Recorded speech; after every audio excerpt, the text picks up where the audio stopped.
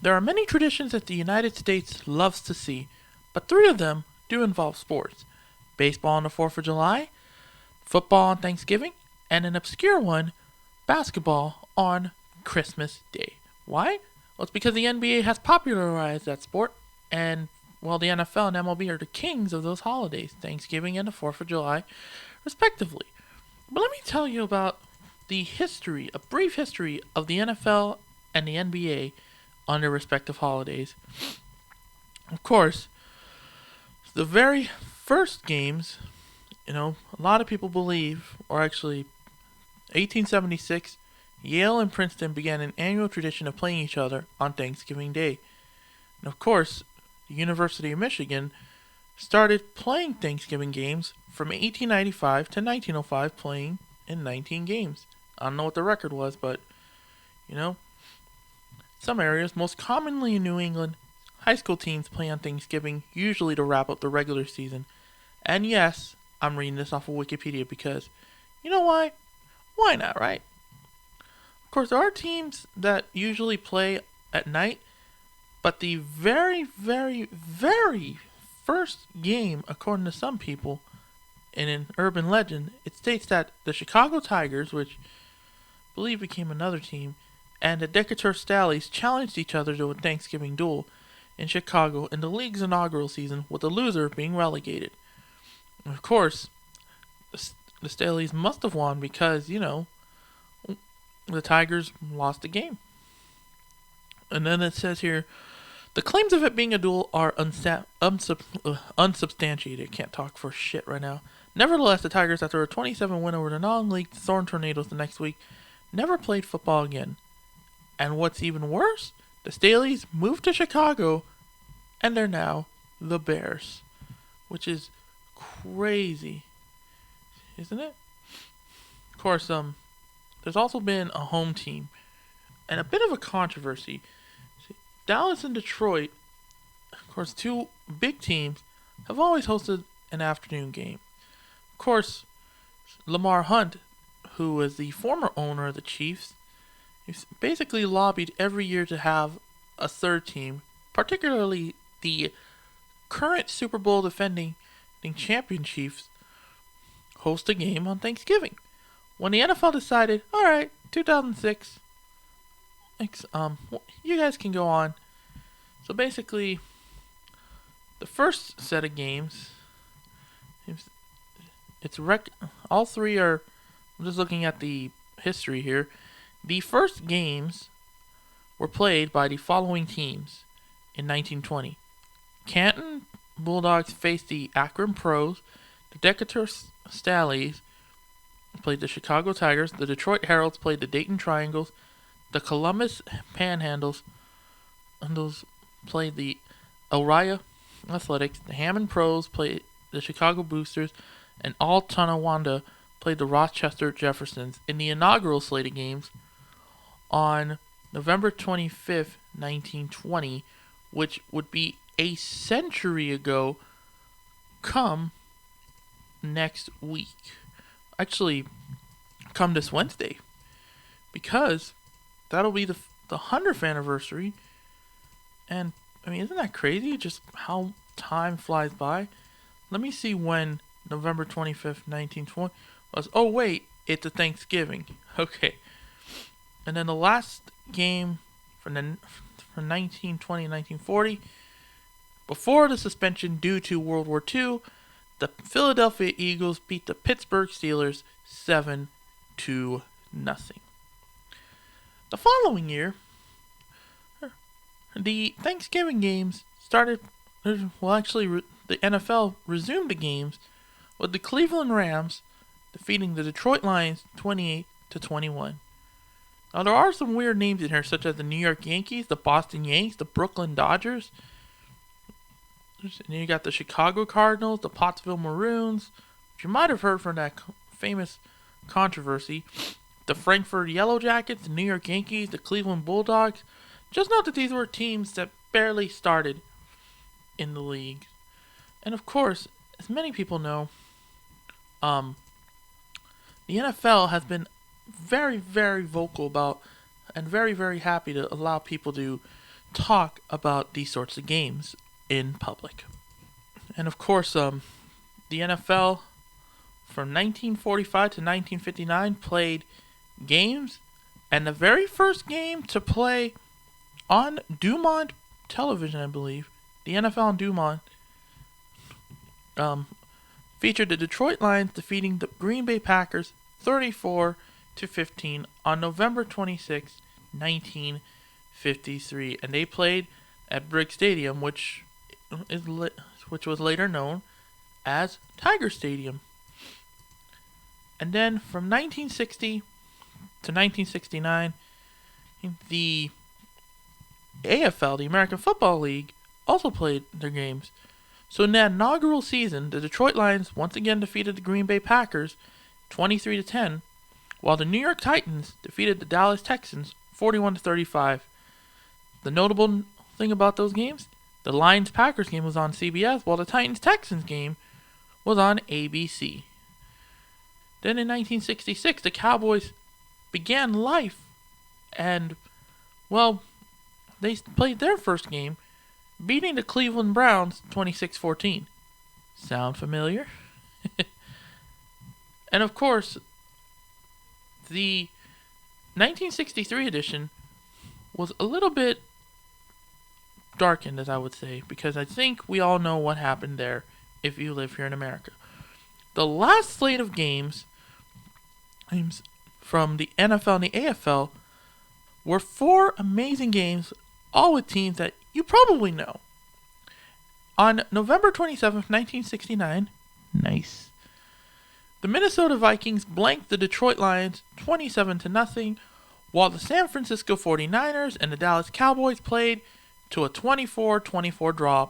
Both games were shown on CBS. Then the Kansas City Chiefs played the Denver Broncos and beat them 31-17, while the San Diego Chargers defeated the Houston Oilers 21-17. And so, of course, the only years that the Cowboys did not play in a Thanksgiving game were 1975 and 1977. Of course, that didn't last long because people wanted to see America's team. So, here we go. Of course, the early game kickoff is a special time of 12:30 p.m. Eastern, 9:30 a.m. Pacific, as opposed to the typical afternoon start time.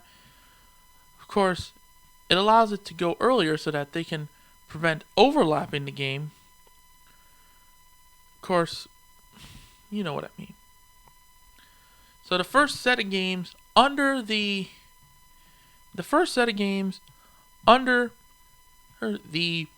formed or under the merged NFL AFL saw the Lions defeat the Raiders 28-14 and the Cowboys beat the Packers 16-13. The Lions Raiders game was on NBC and the Cowboys Packers game was on CBS.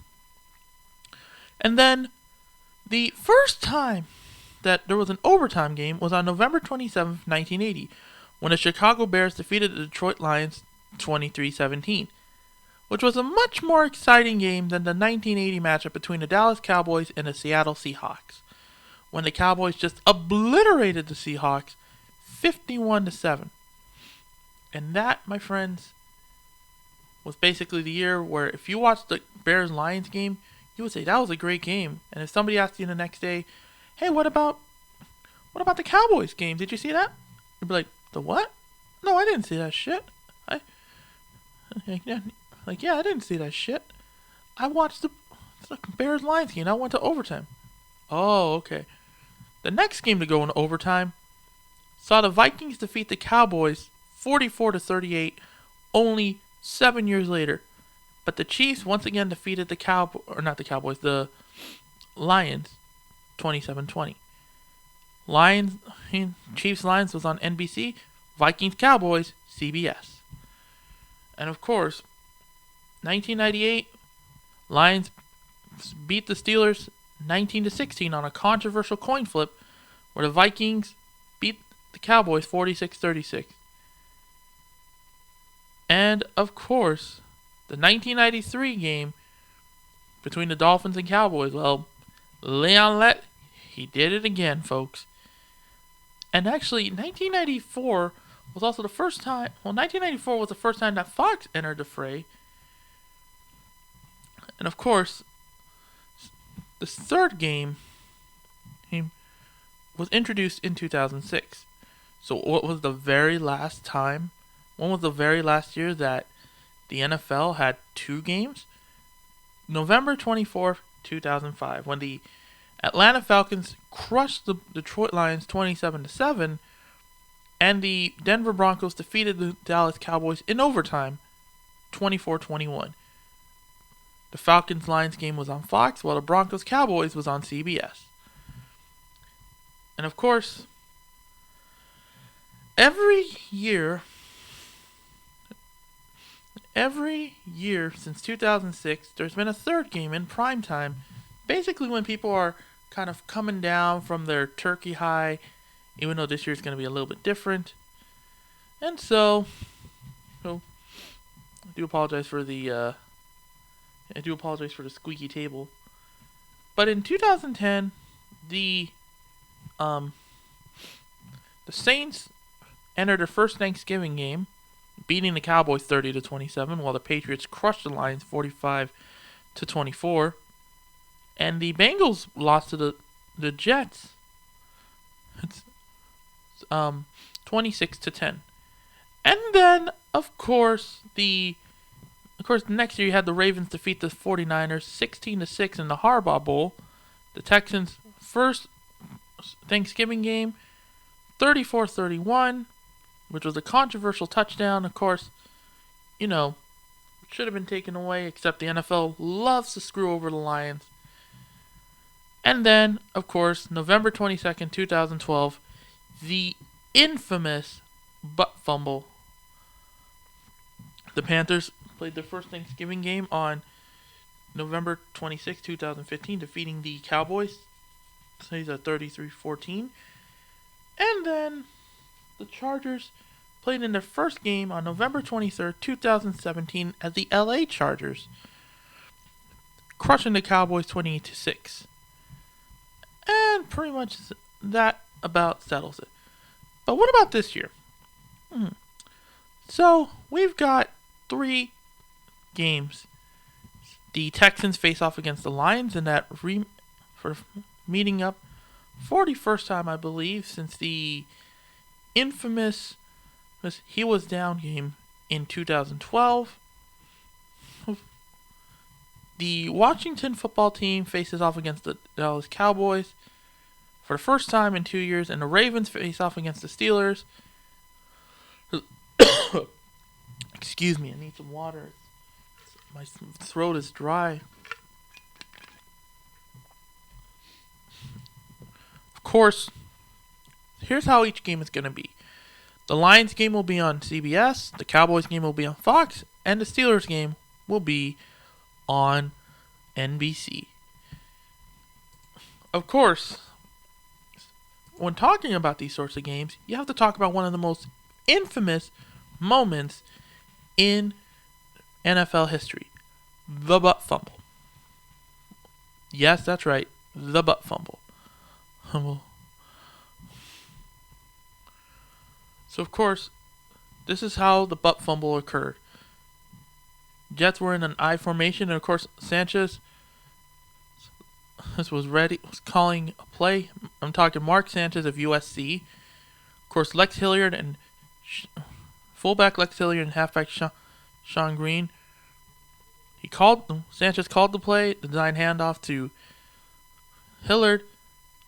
Unfortunately, Sanchez went to the left. Nobody received the handoff. He tried to go anywhere. He went to the line of scrimmage, 32-yard line. He wanted to protect himself. Sanchez went into Brandon Moore's ass because Vince Wilfork became a wrecking ball. The ball, basically decided, I'm going to yeet myself out of here. Steve Gregory picked it up, and then, what happened next? Joe McKnight fumbled the ball, Julian Edelman caught it, and apparently Oh boy. He basically said, unfucking believable. And of course, basically at that point, everyone's like, fuck this shit, I'm out. Fireman Ed basically said, I'm gonna retire. That sequence causes Fireman Ed to retire. Holy shit. Oh, man. So, that basically did it in for the Jets. Enough of the NFL on Thanksgiving, which has had some memorable moments. Now we get to move on to the NBA, which pretty much does it because, well, here's the thing. The NBA season's going to start on December 22nd so that they can capitalize on the Christmas viewership, which I think is pretty stupid, honestly. You know, a lot of people say, oh, the NBA bubble was successful. A little bit of a critique here. When you claim you have an NBA bubble, yet you have to keep people separated from their families, I don't think that's a success. That's an absolute fucking failure. Okay? Okay. So, now the NBA obviously played their first game when the Knicks defeated the Steamrollers, the Providence Steamrollers at the Garden, and I'm talking Madison Square Garden, 89-75 in 1947. Of course, the home team in Christmas games 142-75. That's a 654 winning percentage. Of course, the Cavaliers faced off against the Hawks in the 1989-1990. And then, 91-92, the Lakers faced off against the Clippers, and the Bulls faced off against the Celtics before a lull began, seeing the Pacers defeat the Knicks and the Lakers defeat the Spurs.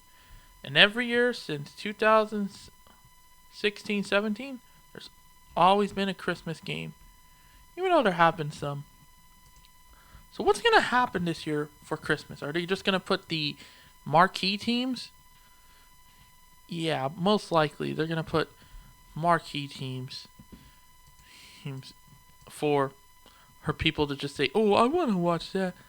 Yeah, good luck trying to get me to watch NBA. I ain't going to watch that shit because, trust me, I would rather watch a repeat of the Hawaii Bowl where Hawaii actually wins because at least there's some drama in that. And the NBA can go fuck itself when it comes to this type of shit. I said it on Twitter when they should have shut it down. What happens now? Well, you get what you fucking deserve. That's all I gotta say. If viewership goes down, oh well.